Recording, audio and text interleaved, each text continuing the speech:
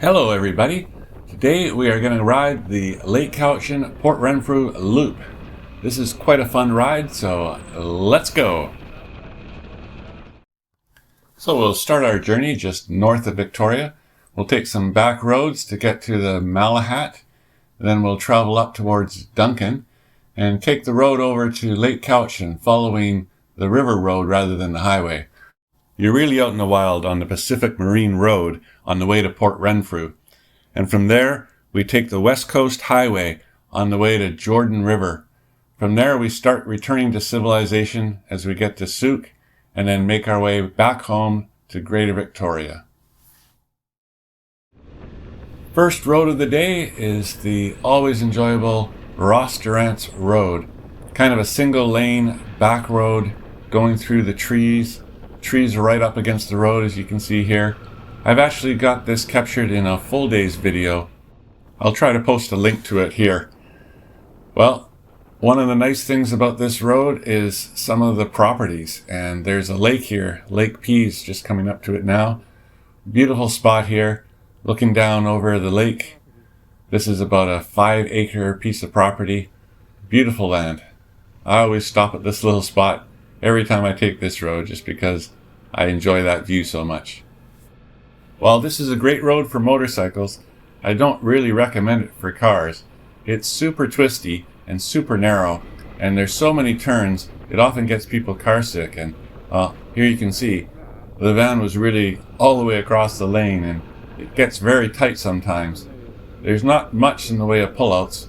It is wide enough with the space that you can get two vehicles by, but it doesn't really look like it. And of course, some big trucks with the big mirrors, look out.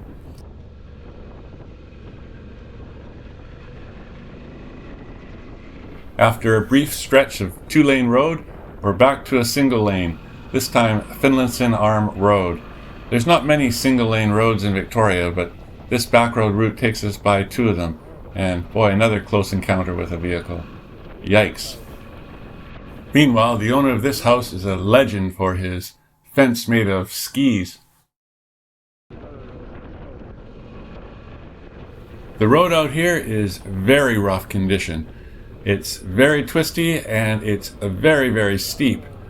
But man, it is fun. As long as you're prepared for the rough road conditions and know about it, it's so many twisty turns, and yeah, awesome ride riding through the forest. Love it every time I do it. As I enter Goldstream Park, everything is just so green, and the sun is shining just right, so the sunlight's sparkling through the woods, making everything nice and bright. Yeah, awesome views here. And with that, we're at Goldstream River and the park here where you can see the salmon spawn. It's also where I'm going to connect up with the highway, and I'm back in civilization, at least for a little while. Now there's quite a few cars here. It's kind of backed up.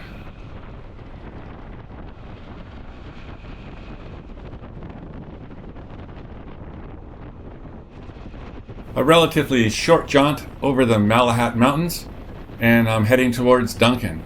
But rather than enter Duncan properly, I decided to take the Cowichan Lake Road. It parallels a highway that heads out to Lake Cowichan, but it's much nicer. Give me a meandering back road over the highway any day. Well, here we are at Lake Cowichan. Lake Cowichan's a small community of about 3,000 people.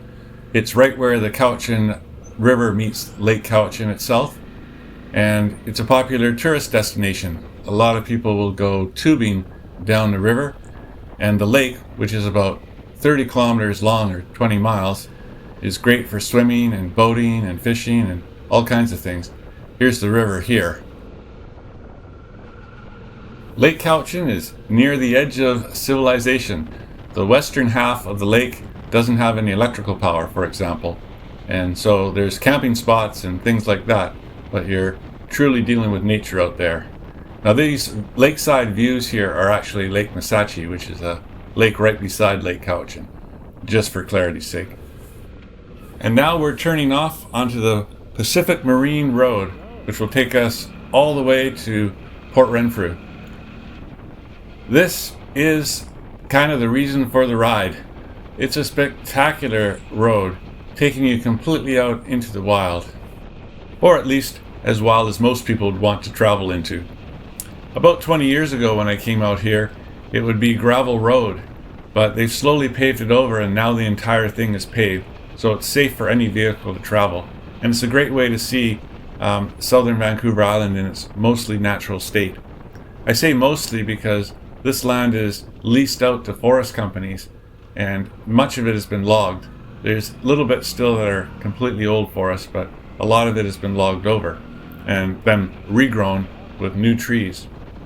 Not to get too political, but at least this road is open to the public. A lot of the forest roads are not.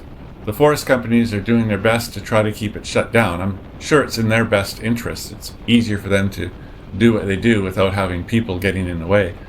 But there's so much natural beauty out here in British Columbia and on the island here, and it's unfortunate that you just can't get to so much of it. They have gates they put that block the road, and they threaten you with legal issues if you go on the land without their permission. And I find that really unfortunate. British Columbia should be for everybody to enjoy. Oh well, enough politics.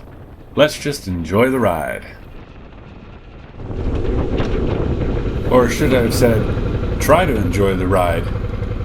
Yeah, I'm pulling over here because I'm currently wearing my summer gloves and looks like some sort of bug found its way up my sleeve. And well, it's some sort of stinging or biting bug because I got a sharp pain on my forearm. I never really saw exactly what it was. Anyway, I had to rip my jacket off and shake it out and get back to riding. Reminds me of one time when I had my arm outside of a car window. I ended up getting a wasp in there and it stung me about 12 times before I could get my gear off. I was wearing my lacrosse gear at the time with all the pads, and I had to rip everything off in order to get to it. And all the pads meant that I couldn't get to the wasp because it was too cushiony. One of the interesting things on the journey here between Lake Cowichan and Port Renfrew is the various microclimates that you encounter. Lake Cowichan itself is often rainy, and it's super rainy over on Port Renfrew. It's the wild west coast, and it's a rainforest for sure. But as you enter this area in between, it can naturally get very warm in the summer and very dry. When I take this trip, I always bring layers of clothing. It's the kind of place where I want to strip down when it gets too hot, but I'll need it again when I get to the wild west coast, where the temperatures are cold and I'm always glad to have a heated vest. Naturally, when you're riding out here, you need to watch out for wildlife. And that means I often see things that I think is like a bear or a deer on the side of the road and it just ends up being a stump or something like that. But look here to the left. Doesn't that look like a castle? I was out in Spain riding around with my wife, and every time you saw a hill, there'd be a castle on top of it. It got to the point where we actually got tired of looking at castles, but that's not too common out here. We don't have castles on Vancouver Island. Well, we actually do have one. In the X-Men movies, this was the home of Charles Xavier, the X-Men's leader, and became the X-Men's base. In real life, this is part of the Royal Roads Military College. But anyway, I do find as I ride on my motorcycle, my brain looks at things and discovers all kinds of interesting patterns and things to think about. You do need to pay attention though, because even though there's not much traffic, it's funny, whenever there's a single lane part, there's always someone going the other way. Whoever gets to the intersection first has the right of way.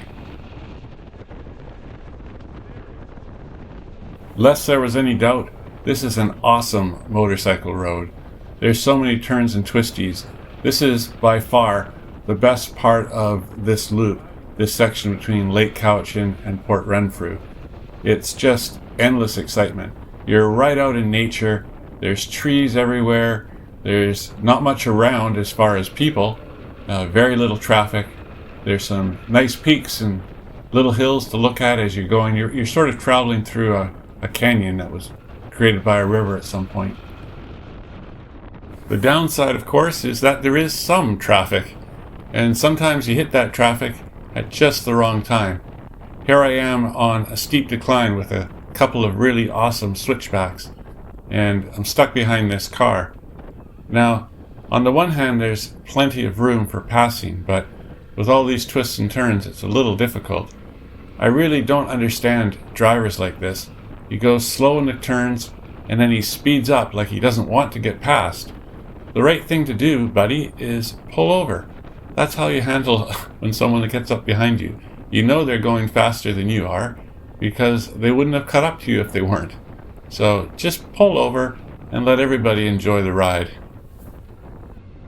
Anyway, when this does happen, rather than go road rage on everybody, I usually pull over and wait about 30 to 45 seconds. That gives the vehicle a lot of time to get well ahead of me, and then I can go again at my own rate, and everybody's happier. Much better than passing dangerously or, yelling at the person in front of you. Just remember, we're all out here to enjoy the ride.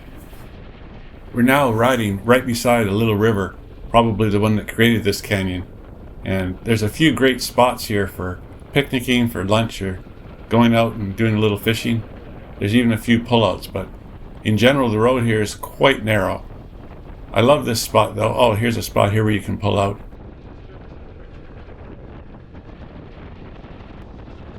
I find it so beautiful out here and so natural and wild. It's sometimes amazing to think it's only a few hours away from Victoria and total civilization. Where I'm headed is Port Renfrew, and Port Renfrew is the beginning of the West Coast Trail, a world-class famous hiking trail that people take. It takes about 5 to 7 days to hike it from Port Renfrew to Banfield, and you're on the complete west coast of Vancouver Island, where, oh my goodness, look at this guy. Yeah, I think he had a lot of room on his side that he wasn't using. I don't know what that was about. Some sort of attitude play, I suspect. But, well, don't know what else to say about that. The guy just seemed to want to hog the center of the road for some reason. Well, onward and upwards. So anyway, the West Coast Trail is quite a challenging hiking trail. There's ladders that you have to take that can be soaking wet. You're in a rainforest. It rains a lot of the time, even in the summer. And you have to take cable cars across some chasms. And there's a lot of hiking. You can sometimes go on the beach, but often you can't. You have to be careful too of the tides. You can get trapped on the beach because the vegetation is so thick. And, you get cliff sides and that kind of thing. So it's quite a challenging route, but a lot of people do it. A lot of people love it. It's so popular, you have to reserve well in advance. They only allow so many people to go through. Everything you take, you have to take out with you. There's no garbage receptacles or electricity or anything like that. This is totally the boondocks. But a lot of fun for people who love that wild adventure life. Well, oops. This is, I guess, why you don't get mad at people, because this time I'm in the wrong. That guy got on the bridge, which is a single lane bridge, before I got there. I just didn't see him, so I started going, and yeah, totally my mistake. So, try to assume people have best of intentions. Well, I did this bridge properly. Port Renfrew is located right at the edge of this river, where it meets a large bay, and then the whole wild Pacific Ocean. It's a really good location, but like I said, quite rainy. Anyway, we're here, and I'm just about to enter the town itself, but I'm gonna keep going. Oh, there's a couple of hikers, probably West Coast Trail hikers. Just keep in mind, Port Renfrew is very tiny. There's really just one hotel, 2 or 3 restaurants, one gas station, which didn't exist all that long ago. While the West Coast Trail is by far the biggest attraction in the area, another trail is also worth investigating, particularly if you didn't get a reservation for the West Coast Trail, and that's the Juan to Fuca Marine Trail, which takes you between Port Renfrew and China Beach. It's also a West Coast rugged trail, and a challenging one. Well, if we're looking at this as a motorcycle ride, which it obviously is, how does this rate? Well, I think the scenery is quite nice. There's a lot of forest scenery. You get a few mountain views, and you have a lot of water crossings. So you can, well, here's one here, where you get to cross over these bridges and see some water. So I think it's a lot of nice scenery, but it's not spectacular scenery like you might get from a mountain vista. The twisties, well, there's so many twisties here. There's lots of them, and some of them are really tight. Most of them are a little bit looser and sweeping, so you can go at reasonable speed. It's definitely a lot of fun with lots of twisty turns. The road conditions, well, that can vary a bit. Oh, and let me just interrupt myself here, because we finally reached the Juan Fuca Strait, sometimes known as the Salish Sea. Those mountains you see on the right, that's actually the United States, the Olympic Peninsula. So the road conditions here are mostly good, but some of this is really bad. And that's just due to the type of weather we get out here. The heavy rain and the freezing and the way they have to clean the road, it tears up fairly quickly. So there are some really rough spots, you have to be careful. Traffic is mostly good, but be careful. In the summer months, on the weekends in particular, there's so many West Coast Trail people coming out here, you can get stuck behind a long line of traffic. And fun, well, I think this is a very fun route. So there you go. Well, as I've been yakking, we've entered and almost exited Jordan River, a very small community here with an excellent beachfront. A lot of people come here and do surfing. Certainly not as popular as, say, Tofino, but it's much closer. Oh, there's some people with a kayak. There's some camping right here, right on the beachfront. How's that for fun? Fun fact about Jordan River, it gets its energy from Vancouver Island's second hydroelectric dam. It was put in place around 1911. It's been updated several times, so its capacity has grown from about 25 megawatts up to 175 megawatts, all from the same setup, just better equipment. That's kind of cool. For the rest of the way home, the route is more subdued.